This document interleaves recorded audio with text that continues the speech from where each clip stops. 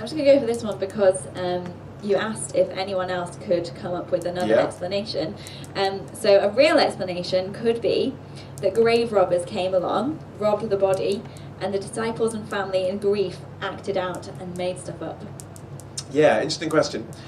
Really, when you think about the 5 pieces of evidence that we looked at, you could boil it down to 2 central claims. Number 1, the tomb is empty. And number 2, the disciples were convinced that they had encountered Jesus.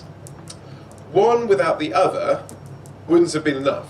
You know, the empty tomb alone didn't do it all. In fact, if you read Mark's Gospel, the women at the end of Mark's Gospel, they encounter an empty tomb and they go off terrified because they haven't quite got it yet. But if you read the other accounts of Jesus' life, you see what happens next when they then encounter the risen Jesus. So even if we could posit that grave robbers, against all odds and for no discernible motive, did manage to get past the Roman guards and steal the body, even if we were to posit that as a possible solution for the empty tomb, we've still got to explain what were the encounters. How do we explain those things? We haven't explained that away yet.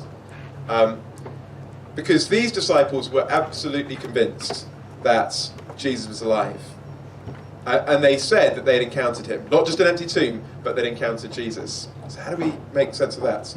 And, as we said already, they were willing to suffer for it. Now, when I was a kid, I used to make up stories quite a lot. I used to make up stories to get myself out of trouble. And I could say things like, you know, my sister did it, or the dog ate it, or it was on fire when I arrived, and that kind of stuff. And I always made up stories to get myself out of trouble, but I'd never make up a story to get myself into trouble.